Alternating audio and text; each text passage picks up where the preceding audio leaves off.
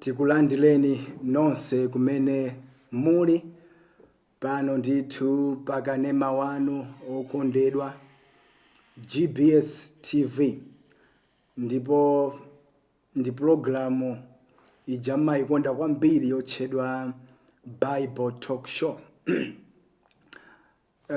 Monga mukudziwa kuti mudzadziwa choonadi ndipo choonadi chidzakumasulani.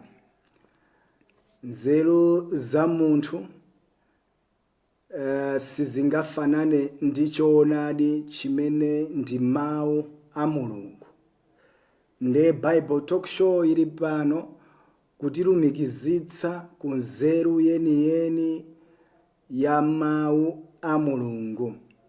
Nde ndikukhulupirira kuti pamene ifeyo talumikizika ku mawu a Mulungu nde kuti tidzakhala pamwamba ya mavuto aja dzakhala kuti tikuwaonera pansi chifukwa talandira nzeru kuchokera mu Bible. Mavuto amatha kutipanga ifeyo kuti tikhale kakasi, komatu mavuto sangapangitse mawu a Mulungu kukhala kakasi. N'chifukwa chake anthu amene ali ndi mawu a Mulungu sasowa mtengo wogwira, komanso amakhala anthu achiyembekezo, komanso amphamvu kwambiri ngakhale amakumana ndi mikwingwirima ya mnanu. Nde mukhale pomwepo pamene tikuyamba programu ene ya Bible Talk Show.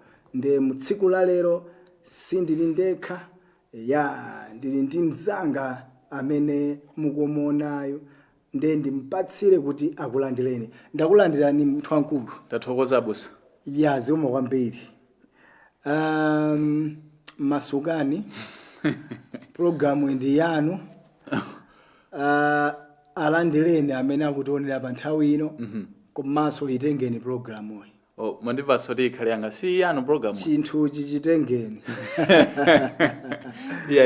Tichinyamula chimenechi. Chinyamuleni bwana. Ndithudi, yes. Zambe ndithu zakambidwa kale ndi abusa. Kunena ndithu kuti mwadziwa choonadi ndithu ndimuchiza ku masuleni. Tili pano ndi program ineyi Bible Talk Show, timabwera ndithu lachina iliyonse. Nthawi ndithu imene ya 11 o'clock ndicho ngoti ayi inonso ndithu muzikhala ndi nthawi yolumikizitsa mtima wanu ndi mtima ndithu wa Mulungu kudzera ndithu mawu amene amakhala vumba akugawidwa ndithu mu program ineyi kudzera ndithu kwa abusa athu Nkhwazi. So pamene ndithu tikukonzekera kuti tilowe mu gawo lija ndithu lomva mawu a Mulungu bwanje pa nthawi ino tikhale ndi nthawi ndithu yomulambira ndithu Mulungu wathu akumwambamwamba. So tiyitane ndithu anzathu aja Good News Lowani Choir amene ndithu atipatsa mayimbidwe awo nyimbo imodzi. Ikatha nyimbo imeneyi ndi pamene ndikhale tikubweranso mu chigawo chinachi kuti tizamve kuti mawu a Mulungu mtsiku la lero akuti bwanji. Mukhale pomwe musatalikire padali pano tiye ndithu tidalitsikeni ndi nyimbo imeneyi kuchoka ndithu Good News Lowani Choir.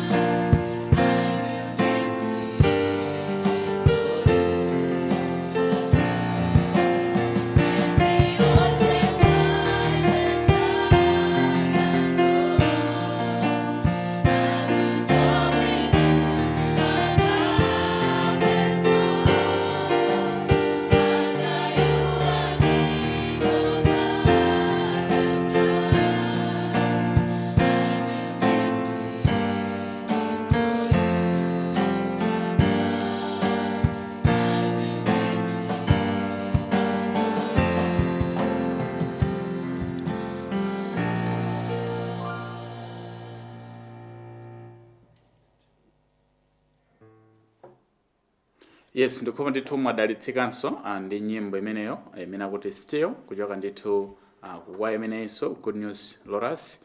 Ndikhopa kuti kufikana pano mulinso ndithu ready kuti mukamve kuti kodi mawu a Mulungu mtsiku la leronso ayenda motani. Mongokumbutsana tikamalizanso ndithu gawo limeneli lokupatsani mawu kuchoka ndithu m'Bible. Timakazo ndithu ndi gawo lijanso limene timapereka mpata kwa inu kuti ayi tafunsani mafunso, taperekani ndi manga zanu ndi namba ndithu timakhala kukupatsani nthawi imeneyo kuti ayi pangani zonsezo kuzera ndithu kuma numbers amene nthawi imeneyo tikha ndithu titakupatsani. Koma padakali pano bwanji ndithu tiwalole abusa Nkhwazi atipanse ndithu zimene Mulungu watuma, zimene Mulungu wanong'oneza mu tsiku la lero. Ndikhopa kuti mudalitsika, ndikhopa ndithu mutolapo ndithu ziwiri zitatu kuti moyo wanu wauzimu upite patsogolo komanso mudziwenso zina zimene mwina inu simumadziwa. Abusa, nthawi ndi yanu. Ine ndisakhale ngati kuti ine ndingalalike pano. Inu ndamene mumapantha pano. So ndikusiyireni bwalo limeneli kuti tavinani, mukavina tione kuti timalize motani. Chabwino. Ndithudi. Azimo kwambiri. Gwirani ntchito. Aliyese pa malo pake. Maga. Tithokoze nonse amene muli pamenepo. Ndisanapitirize lero litiwerenga verse imodzi imene kuchokera pa buku la Akorinto woyamba chapter 10 verse yake ya 13. Akorinto woyamba chapter 10 verse yake ya 13 akunena kuti sichinakugwerani inu chiyeso koma cha umunthu, koma Mulungu ali wokhulupirika amene sadzalola inu kuyesedwa koposa kumene mukhoza, koma pamodzi ndi chiyeso adzayikanso populumukirapo kuti mudzakhoze kupirirako.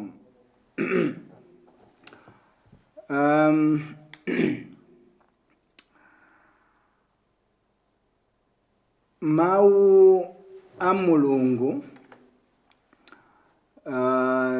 ndi mawu amene ali ndi mphamvu. Sayiwale kuti Mulungu pamene amalenga dziko lapansili sadagwiritse ntchito zipangizo, komano iyeyo Mulunguyo anagwiritsa ntchito mawu. Nde amati akayankhula zonse zimachitika molingana ndi zimene mawuwo anena. Panalinso wamkulu wa asilikali amene wantchito wake ankadwala, ndipo Ambuye Yesu ananena kuti ndipita ku nyumba kwanuko ndikamchiritse wodwalayo. Nde uyuyu wamkulu wa asilikaliyu ananena kuti Ambuye, ineyo sine woyenera kuti mubwere ku nyumba kwanga, koma mungonena mawu nde molingana ndi mawuwo wantchitoyo kapena kuti wodwalayo achira. Nde Yesu Khristu ananena kuti ine sindinaoneko chikhulupiriro chozama ngati chimenechi. Uyuyu mkenturiyoyu anakhulupirira kuti mawu kapena kuti mu mawu ochokera pakamwa pa Yesu Khristu, mawuwa nde Mulunguyo, mawuwa nde ndi mphamvuyo. Teleku mawu onse amene analembedwa m'Bible, mawu awawa ndi ochitachita, ali ndi mphamvu, amapanga zimene ayankhula. Nde tikuyenera kudziwa kuti mphamvu ya mawuwa singafanane ndi mphamvu ya munthu. Mphamvu ya mawuwa singafanane ndi nzeru za munthu. Umu mawuwa awa muli mphamvu komanso muli nzeru. Nde Mulungu anatipatsa mawuwa kuti ifeyo timasulidwe ku zimene zimatipsinja, kuti ifeyo tikhale moyo wauzimu, komanso kuti ifeyo tigonjetse mikwingwirima imene timakumana nayo tsiku ndi tsiku. Mulungu sananene kuti munthu atsogozedwe ni nzeru zake kapena mphamvu zake, kwa Mulungu anayika mawuwa kuti atitsogolere komanso akhale chigonjetso chathu. Nde moyo wauzimu ndi kuyang'ana mphamvu ya mawu osati kuyang'ana mphamvu ya munthu, chifukwa mphamvu ya munthu ili ndi malire, ili ndi malekezero, komano mawu a Mulunguwa alibe malire ndipo amakwaniritsa, ndi amphamvu, ali ndi nzeru. N'chifukwa chake mawuwa amanena kuti ndi Mulungu amene pachiyambi panali mawu, mawu anali kwa Mulungu, mawuwo ndi Mulunguyo. Padalitu anzathu amenenso tidaona kuti iwowo anadalira mphamvu ya mawu. Tikukachwa ndi Kalebi amene amakalowa dziko la Kenani. Ndi akunena kuti atapita kukazonda dziko limene lili, achimwene akuti anakumanako ndi ziphona, ziana za Anaki, anthu ndithu adzimphamvu. Ndipo akunena kuti iwowo ana Israeliwo m'maso mwa ana Anakiwa akuti amaoneka ngati dzitete, kusonyeza kuti amachepera kaba. Anali anthu onena kuti sakanakwanitsa kuti awagonjetse ana a Anaki. Koma Joshua ndi Kalebi ananena kuti ifeyo tili ndi kuthekera komenyana nawo komanso kuwagonjetsa adani amenewa. Ndifunso nkumati, kodi Joshua anali ndi masozi amphamvu? Anali ndi zinyonga za mphamvu kuti anene mawu oti akhoza kuwagonjetsa adaniwo?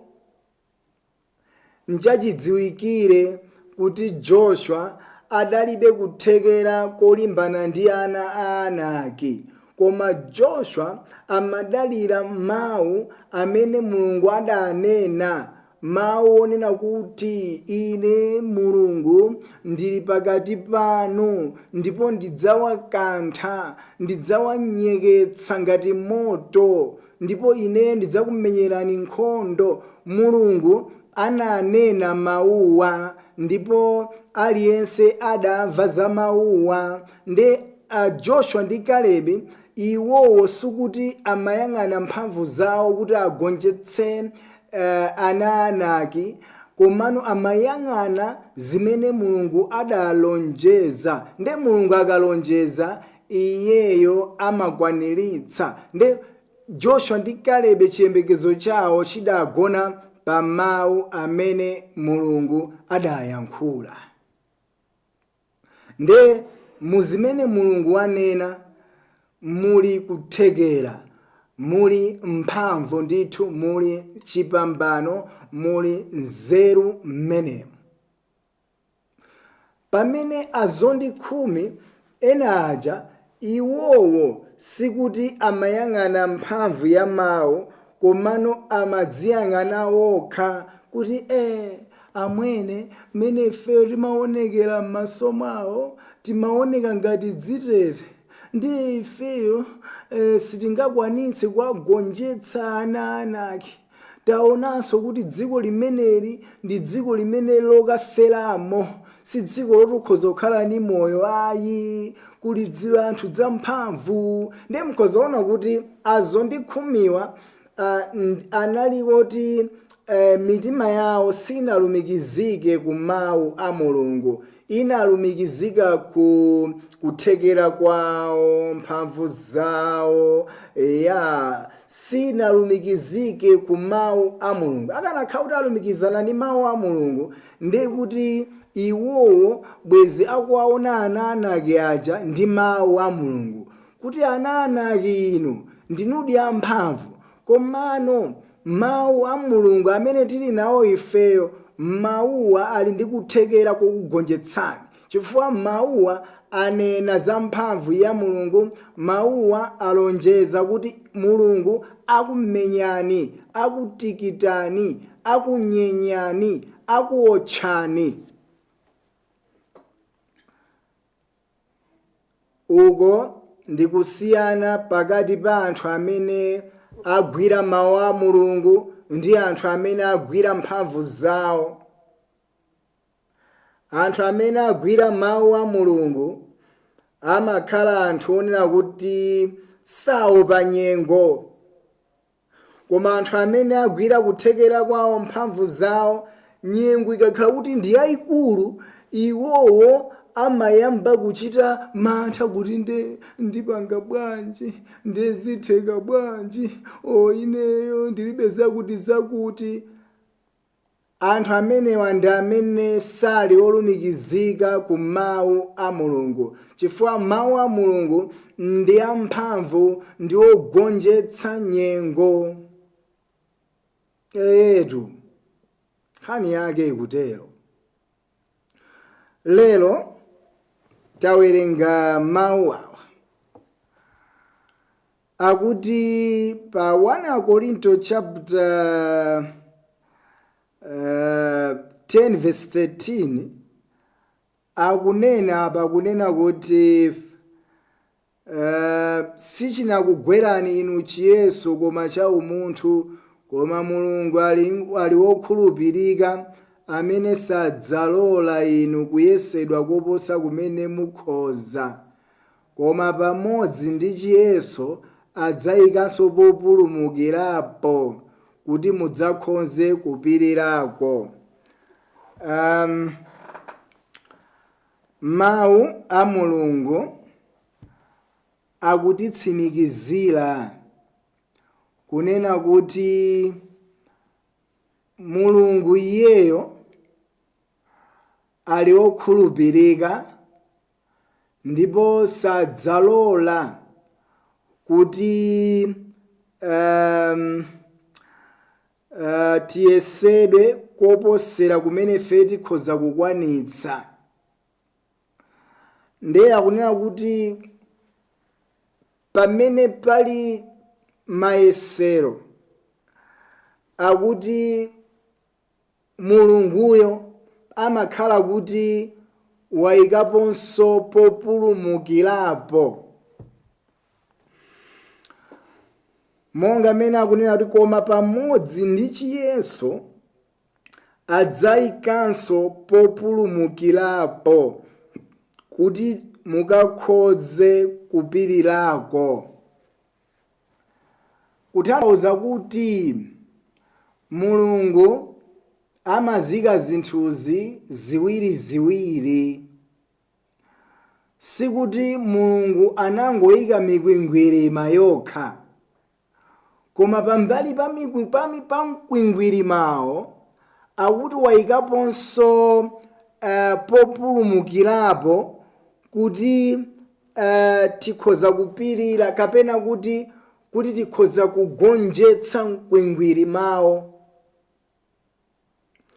Mulungu ndi Mulungu amene samangolola kuti vuto likhalepo, koma kuti amayikaponso solution, kapena kuti amayikaponso njira yogonjetsera vutolo. Mwachitsanzo,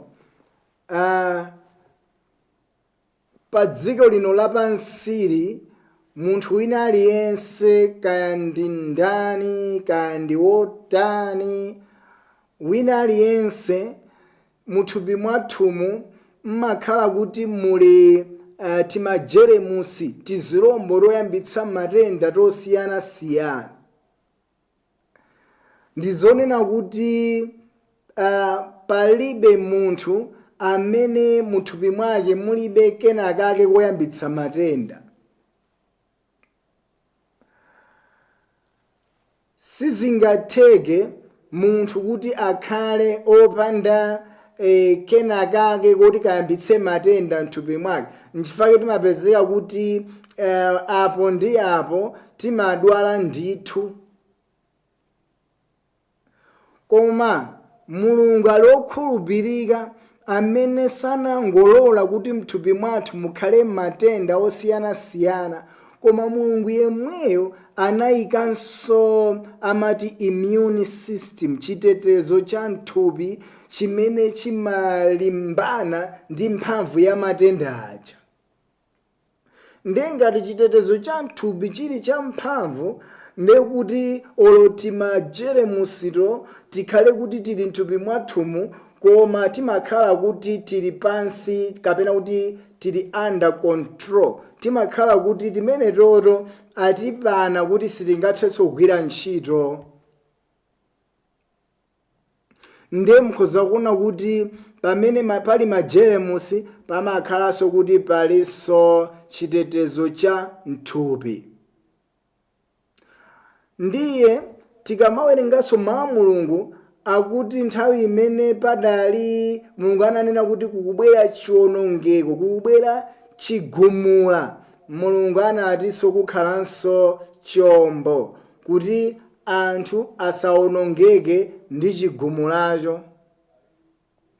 Nthawi imene Mulungu analola kuti njoka zibwere pakati pa ana a Israeli, Mulungu yemweyo anayikanso njoka ya mkuwa kuti njoka zamotozi zisawaphe ana a Israeli.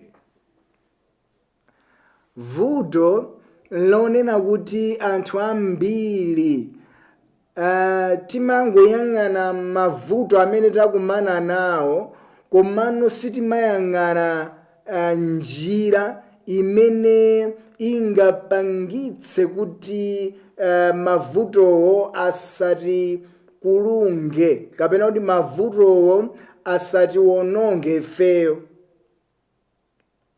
Anthu ambiri timangoyang'ana za vuto lokhalo limene takumana nalolo, kumangolitchula vutolo, kumalipatsa ulemu vutolo, basi kumangodandaula za vutolo.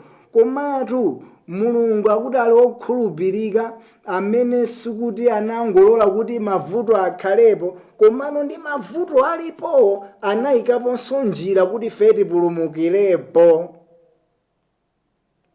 Ndiye amene anayika njira yopulumukirapoyo ndiye mwini wake Mulunguyo. Kutanthauza kuti tikakhala kuti takumana ndi mkwingwirima, tikakhala kuti takumana ndi vuto, sitikuyenera kuti tizingokhala anthu ankhawa kuti ndakumana ndi vuto, koma tikuyenera kukhalanso anthu achiyembekezo kuti Mulungu amene walola mavutowa wayikanso njira imene nditapulumukirepo.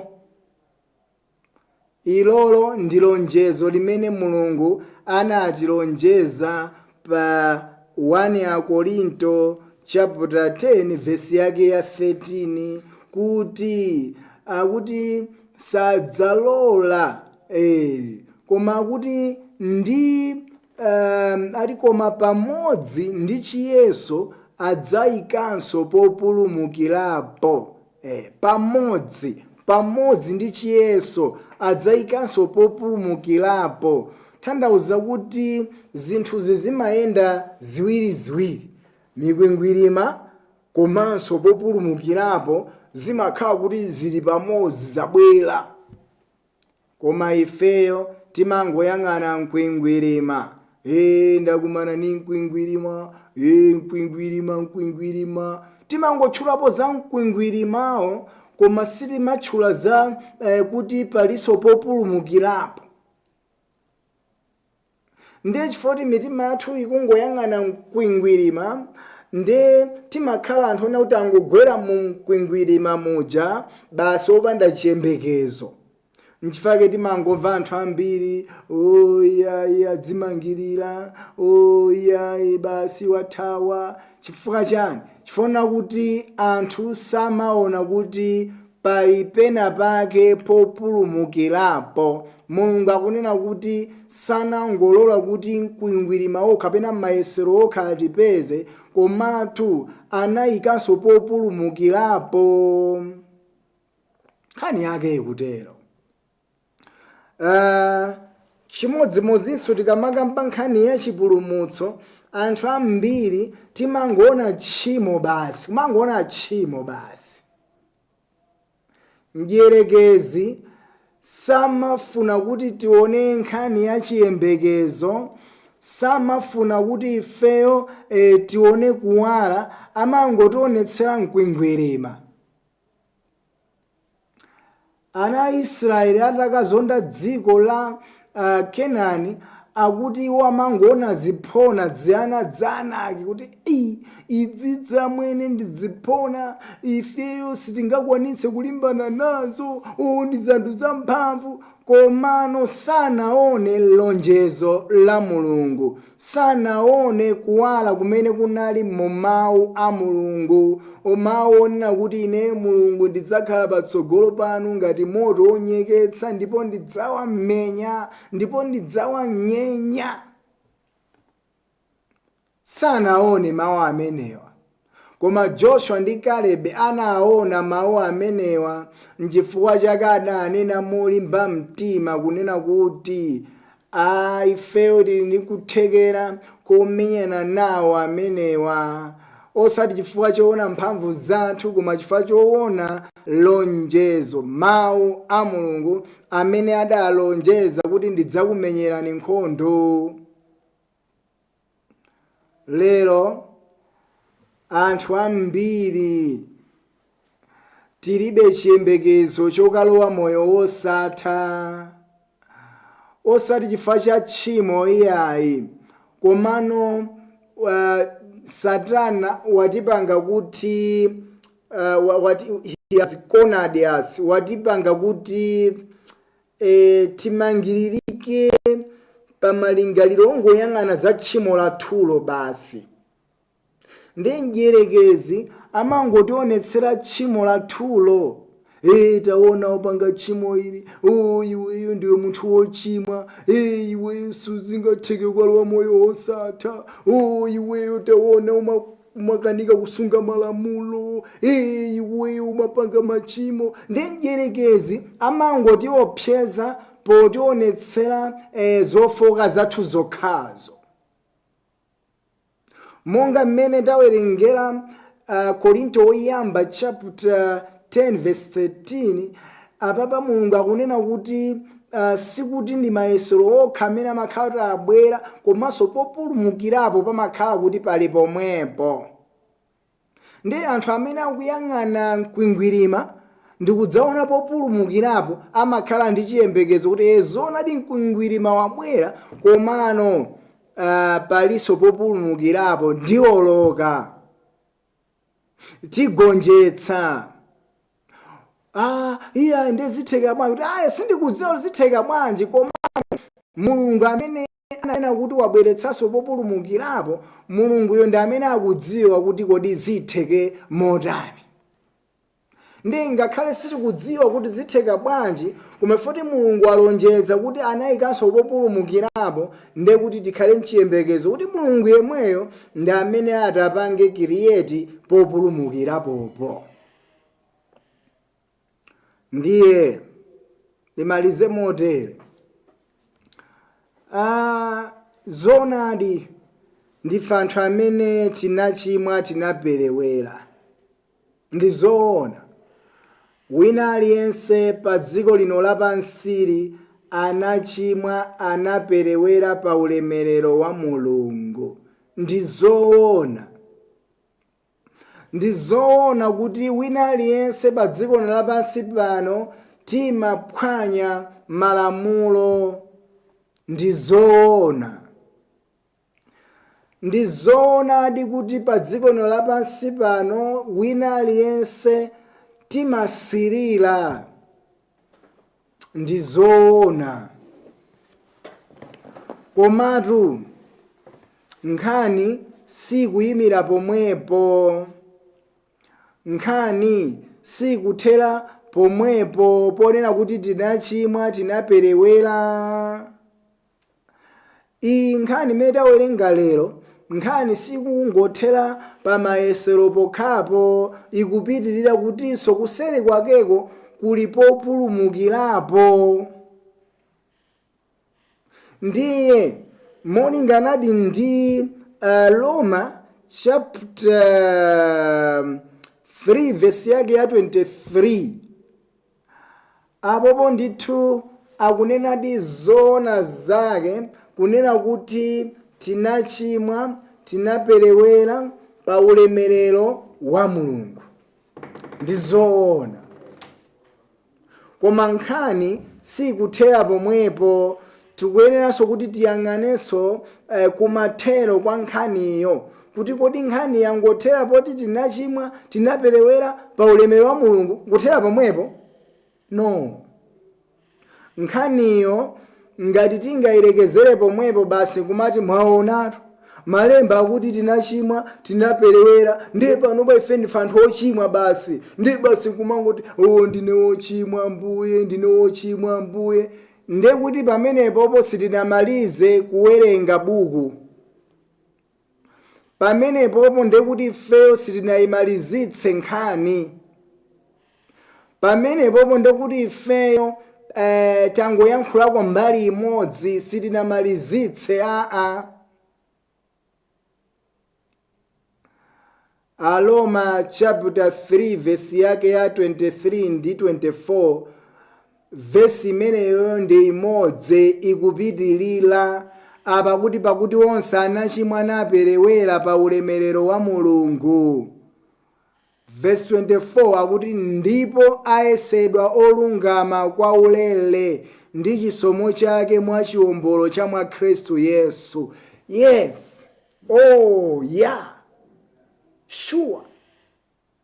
Ndi zoonadi kuti tinachimwa tinaperewera pa ulemerero wa Mulungu, komano akunena kuti ifeyo amene tinachimwa tinaperewera pa ulemerero wa Mulungu, akuti tsonotu chifukwa chaku perekedwa kapena kuti chifukwa cha mwazi wa Yesu Khristu ifeyo tayesedwa olungama.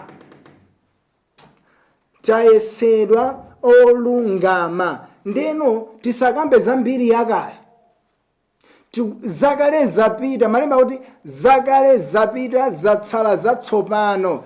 Zonadidi tinalidi anthu ochimwa operewera pa ulemerero wa Mulungu, koma chifukwa chakubwera kwa Yesu Khristu akunena kuti tayesedwa olungama kwa ulere. Tizimva nkhaniyo. Ndi zoonadi tinachimwa tinaperewera pa ulemerero wa Mulungu, koma vesi kupitilira pa 24 akuti ifeyo tayesedwa olungama kwa ulere. Tayesedwa olungama kwa ulere ndi chisomo chake mwa chiwombolo cha mwa Khristu Yesu. Tsono kodi kunena kuti ifeyo ndife anthu olungama nkulakwa kapena m'malemba? Zoona zake m'malemba akunena kuti ife amene tinachimwa tinaperewera pa ulemerero wa Mulungufe tsono tayesedwa olungama. Tayesedwa olungama kwa ulere. Nde Mulungu sanangolola kuti tchimo libwere pa dziko lapansi, koma anayikanso Yesu Khristu amene alipo populumukirapo. Yesu Khristu amene anatikuta, anatiphimba ndi mwazi wake. Ndezi kutengera kuti kodi ife tikuyang'ana pati. Ngati tungoyang'ana zofoka zathu ndikuti tidzingonena kuti ndine wochimwa, ndine wochimwa, ndine wochimwa. Koma ngati tikuyang'ana Yesu Khristu zimene anapanga pa mtanda paja, ndekuti ifeyo tawoloka si ifenso ochimwa koma ndife anthu amene tayesedwa olungama kwa ulere. Ndiye ndife anthu olungama kwa ulere, osati chifukwa chonena kuti ifeyo tamvera Mulungu. Ife ndife anthu osamva. Ife ndi anthu opulupudza. Ife ndi anthu amene akuti stiff necked, ndife anthu amene tili owuma khosi, anthu amene tili odzadza ndi zilakolako, anthu amene tili oyipa. Anthu ife ndi oyipa inu. Koma nkhani sikuthera pomwepo, nkhani kunena kuti tayesedwa olungama kwa ulere ndi chisomo chake mwa chiwombolo cha mwa Khristu Yesu. Ndiyeno tikuyenera kuti tione motambalala, tisangoona mbali imodzi kuti ine ndine wochimwa. No, tionenso kuti kodi Yesu Khristu anapanga chani.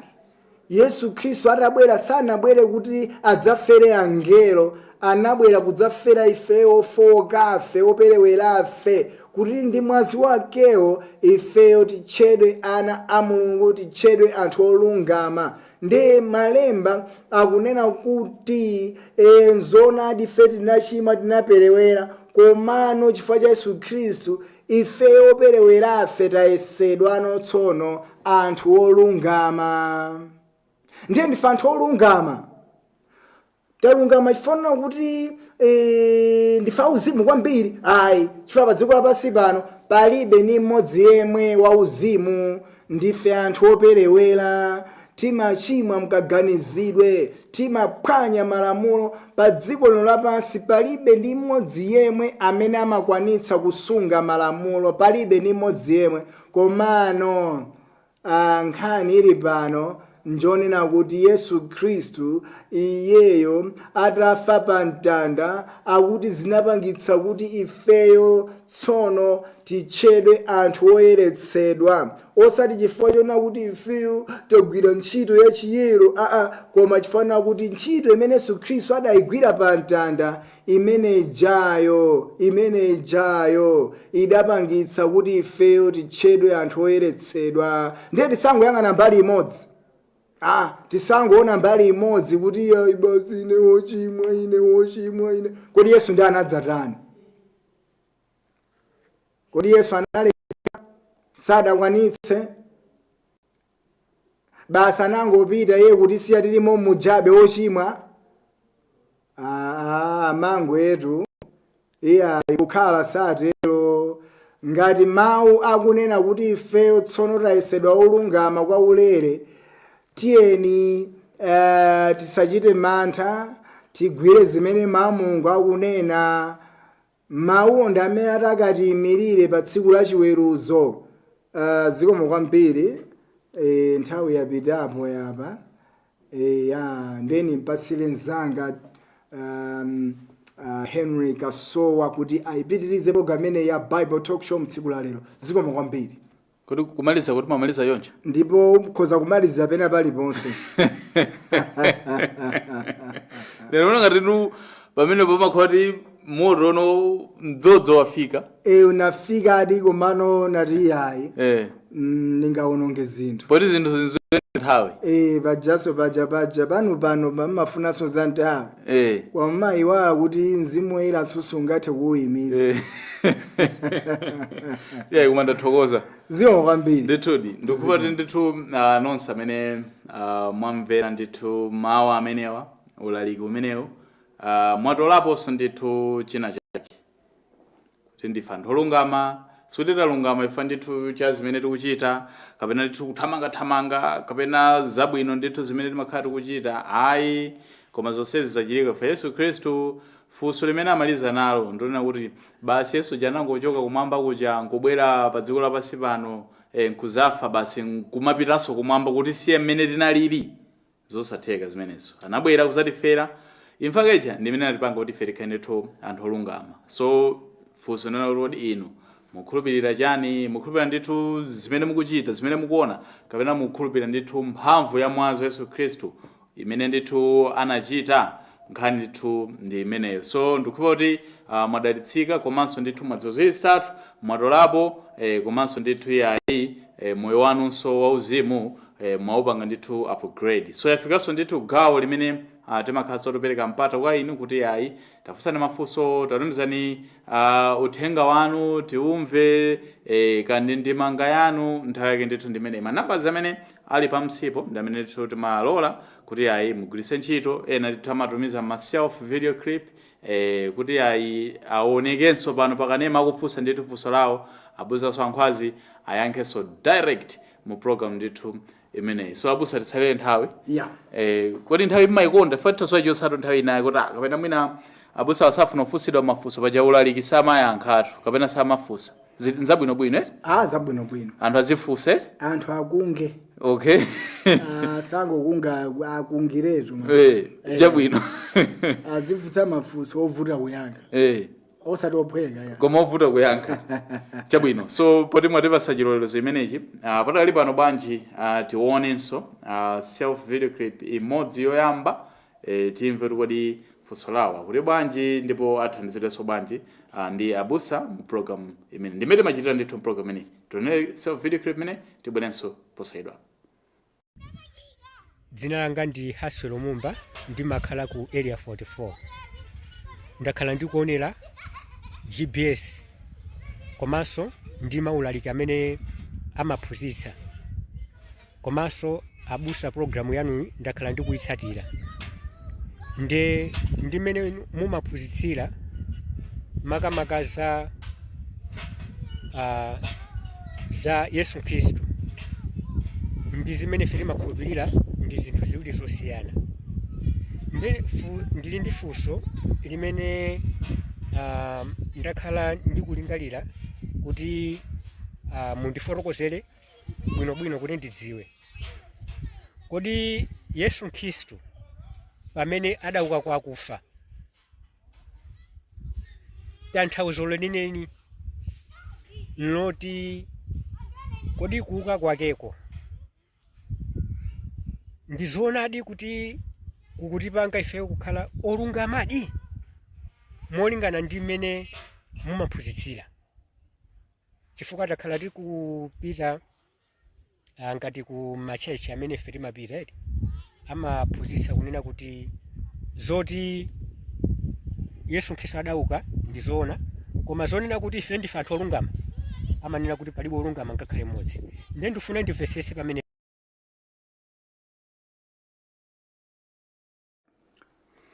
Yes, abusa funso ndimenelo kuchoka ndithu kwa Mumba ndikuwa ndithu malimva kukamba ponso fusa ndithu afrozen zambiri koma nkhani ndionena kuti kumaperoko kuti yatikanena kuti tilibe uchimo ndoti tizinyenga tokha zuchokera pati zimenezi. Yes, chabwino ngoti tithokoze chifukwa cha funso lanu Mumba. Zona anthu ambiri amanena kuti tikati kuti tilibe uchimo tidzinyenga tokha. Ni nkhaniso imene lero tafotokoza momveka bwino kunena kuti pali ndithu transformation kapena kuti pali kusintha. Vuto lonena kuti anthu ambiri timangogwirako vesi imodzi m'Bible ndiye nkumanena kuti basi ndiye kuti ndi Bible lonse. Yes, ndizoona ali kuti ifeyo tinachimwa tinaperewera pa ulemerero wa Mulungu. Komano tiwenaso udziwa kuti m'Baibulomu si mawu otchedwa tchimo okha amene akupezekamo. Mukupezekanso mawu achipulumutso. Nde ifeyodi kuti Mulungu atiweruze ndi mmene ntchito zathu zilili, nde kuti ndizoonadi kuti tikanena kuti tilibe uchimo tidzinyenga tokha. Komano apapa nkhani imene tikukamba lero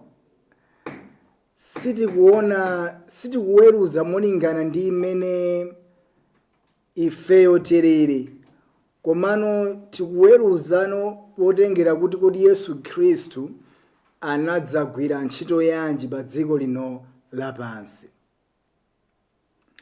Nchachidziwikire kuti Yesu Khristu anabwera pa dziko lino lapansi kudzatiwombola, kudzatipulumutsa. Anthu amene tinali omira mu uchimo anabwera kudzativulamo mu uchimo polipira dipo la machimo athu. Nde tikanenadi kuti ine ndine wolungama chifukwa kuti ndimapemphera kwambiri, ndimachita zabwino, limenelo ndi bodza. Komano kunena kuti ine ndine munthu wolungama chifukwa mwazi wa Yesu Khristu unatsuka machimo anga, zimenezozo ndi zoonadi. Chimenechocho ndi choonadi ndithu chifukwa mwazi wa Yesu Khristu tiyeni tioneni buku la Mateyu, Mateyu chapter 26 verse yake ya 28. Tiyeni tioneni pamenepa kuti kodi ndipo mwepadi Mateyu 26 Mateyu 26 kodi nzoona kapena 28. Mateyu 26 verse 28 akunena kuti pakuti ichi ndi mwazi wanga wapangano othiridwa chifukwa cha anthu ambiri kuchotsa machimo. Nde akukamba kuti pamene anali pa mgonero ndi ophunzira ake, Yesu Khristu anena kuti imwani, uwu ndi mwazi wanga umene uli othiridwa kuti ukachotse machimo. Nde mwazi wa Yesu Khristu sikuti unakhetsedwa pachabe, komano unagwira ntchito imene idachotsa machimo athu. Nde kukanakhala kuti Yesu Khristu sanabwere kudzatipulumutsa, nde kuti bwezi tchimo likuchita ufulu pa moyo wathu, nde kuti bwezi ifeyo tili oyimbidwa mlandu chifukwa cha tchimo, chifukwa mphoto ya tchimo ndi imfa. Koma Yesu Khristu atabwera, iye ujayo analandira chilango chimene chimayenera kuti chibwere kwa ifeyo. Nde chifukwa Yesu Khristu walandira chilango, nde kuti kwa ifeyo tsopano mlandu ujano watha, tchimo lijano latha. Yesu Khristu walipira mulandu umene tchimo limatimba. Nde sitingapitirize kumanena kuti ineyo ndidakale wochimwa. Yeti chonsecho Yesu Khristu ananena kuti kwatha, komanso chinsalu chapakachisi chinang'ambika pakati, kutanthauza kuti malo amene anali oletsedwa kulowako tsopano wina aliyense akhoza kulowa. Malo amene anali onena kuti wina ali amene angalowe malo amene avale ndithu chovala chopatulika, malo amene ajawa tsopano wina aliyense akhoza kulowa. Ufumu wakumwamba chifukwa cha machimo athu palibe amene akanakalowa, koma chifukwa choti Yesu Khristu afa pa mtanda, khomo lakumwamba lidatseguka, ndipo wina aliyense akuyenera kuti akalowe kumenekoko. Wina aliyense anapulumutsidwa, koma vuto limene lilipo, mdierekezi amakhala akunamizanso anthu kuti iwe ndi wochimwa, iwe ndi wochimwa, sungakalowe kumwamba iwe. Ndefe basi nkumvomeradi, ndi nkumalira uwo ndine wochimwa, Ambuye ndine wochimwa, Ambuye ndine wochimwa ineyo. Ndi tikuyiwala zimene Yesu Khristu adatichitira. Yesu Khristu iyeyo adagwira ntchito yotipulumutsa ku tchimo lathu. Nde ife ndife anthu opulumutsidwa. Ngati tinganene kuti ife tili ndi tchimo, ndiye kuti sife anthu opulumutsidwa, ndiye kuti ndife anthu amene sitinakumane naye mpulumutsi Yesu Khristu amene adatipulumutsa. Ndiye ngati kunenabe kuti ndife anthu ochimwa, ndiye tinenanso bwanji kuti ndife anthu opulumutsidwa. Tisankhe chimodzi, tikuyenera kuti tisankhe chimodzi. kuti dakali mu uchimobe kapena napulumutsidwa nayeretsedwa ndi mwazi wa Yesu Khristu, tikuyenera kuti tisankhe chinthu chimodzi. Nde anthu amene akunenedwa apa kuti tikanena kuti tilibe uchimo tizinyenga tokha, nthawi iyi kapena kuti mawu amenewa akupita kwa anthu amene sanakumane ndi Yesu Khristu, amene amadzimva kuti sakufunikiranso Yesu Khristu. Iwowo pawokha akhoza kuthekera kuti asakhale anthu ochimwa. Anthu amenewo ndi abodza, chifukwa palibe amene angadzipulumutse yekha, komano tikuyenera tonse tiyang'ane Yesu Khristu amene ali mpulumutsi. Ndenga takumana na Yesu Khristu sitikuyeneranso kunenanso kuti ine ndine wochimwa, tikhala ngati kuti tikunena kuti Yesuyo adalephera, adakanika kutipulumutsa. Nimalizire pomwepo ndithu. Zikomo kwambiri mtsogoleri. Mukutambasulatu. Nditambasule kumene. Chimodzi ndi chimodzi. Makamaka. Ndithu. Tathokoza ndithu mumba chifukwa ndithu cha funso lanunso limene munafunsa program ine ndikupati mwayankhidwa. Ngati mwina patsalira pena pake kankute muthochitanso momwemo kutumizanso kuti nathandizidwa kapena ndifunanso ndifunse funso lina mpaka amene ndithu maperekedwa. Abusa nthawi kuthamanga koma ena swatumiza sitingachoke pano musanayankheso funso limeneli.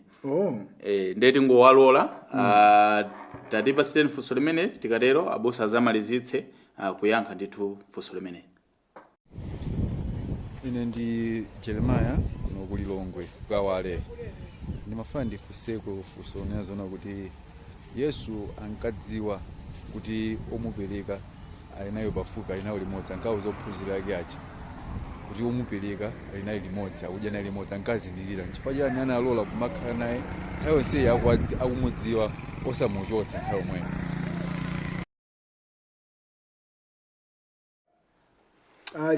Jeremiah zikomo kwambiri chifukwa cha funso lanu.